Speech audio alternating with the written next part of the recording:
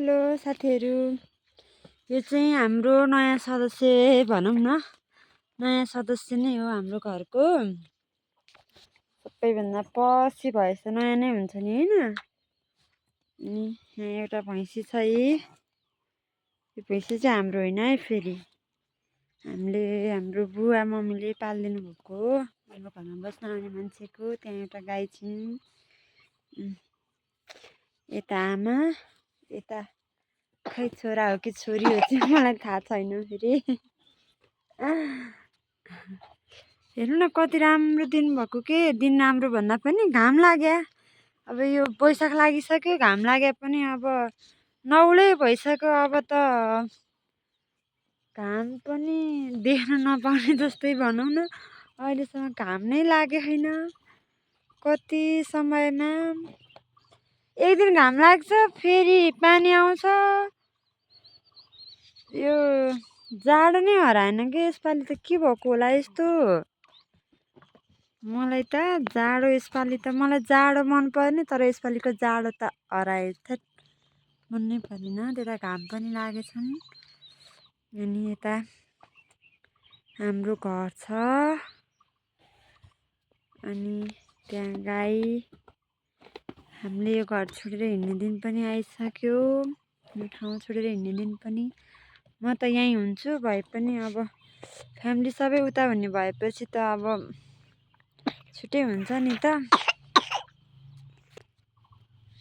फ्यामिलीहरू सबैजना उता भएपछि त अब नरमाइलो हुने है। अब म बिहे गरेर आएर भर्खर यो कति महिना, कति वर्ष, 8 वर्ष भयो हामी बिहे गरेर आएको। म बिहे गरेर आएको। यो 8 वर्ष बस्दा त मलाई यस्तो नरमाइलो लाग्छ भने कति नराम्रो यसको घर चाहिँ नभन्नु है। फेरि गाउँघरमा हुने यस्तै हो। गाउँघर त हो। भैँसी गाईको गोबर सोर्ने गाउँमा यस्तै त हो नि होइन। अनि म के भन्दै थिएँ, म बिहे गरेर आएर 8-9 वर्ष बसेर त मलाई यस्तो लाग्छ भने जहिले बसेर खेलेर खाएर हुर्केर हिँडे मान्छेलाई झन् के हुन्छ होला है। म त कस्तो नरमाइलो हुन्छ कि जे भने आफू बसेर ठाउँ त हो। अब कहाँ 1-2 दिन बसेर आएको ठाउँ त फलाना ठाउँ कति राम्रो थियो भन्ने लाग्छ। यो त आफै बसेर काम गरेर कति अब बुवा मम्मीहरूले त कति दुःख गर्नुभयो नि त यहाँ।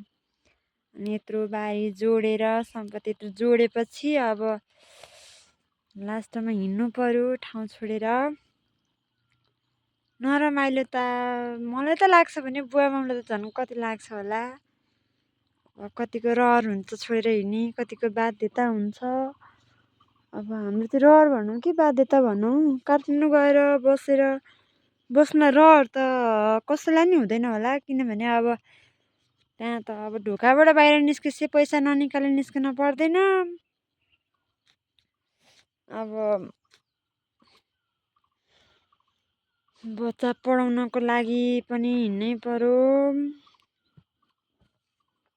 अब बच्चालाई राम्रोसँग पढाउन सक्यो भने त जे होस् पछि भने त देखा जाएगा होइन र। यसले कति यो भ्यू कति खिचेर हाल्छे भनेर नभन्नु होला।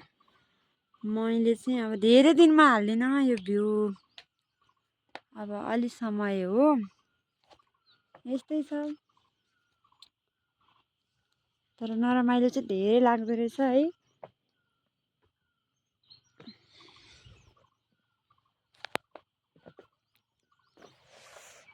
यस्तै हो, छुन्न नि परिहाल्यो। यो भैँसी चाहिँ हाम्रो घरमा बस्न आउने दाइको भैँसी हो। अनि हाम्रो भैँसी थियो अरू सबै भैँसी पनि बेचिसक्यौँ। एउटा गाई छिन्, गाई पनि यही घरमा आउने दाइले नै राख्नुहुन्छ अरे। यही घरमा आउने दाइले राख्नुहुन्छ अरे। त्यही भएर गाई चाहिँ हामीले बेचेनौँ। यही घरको दाइलाई नै दिने भनेर हो। यो कस्तो घर त यसको, यस्तो घरमा नि बस्ती रहेछ नभन्नु है। फेरि गाउँघर यस्तै हो नि। हजुरहरूकोले राम्रो छ भने भिडियो बनाएर हाल्नु है। बाई।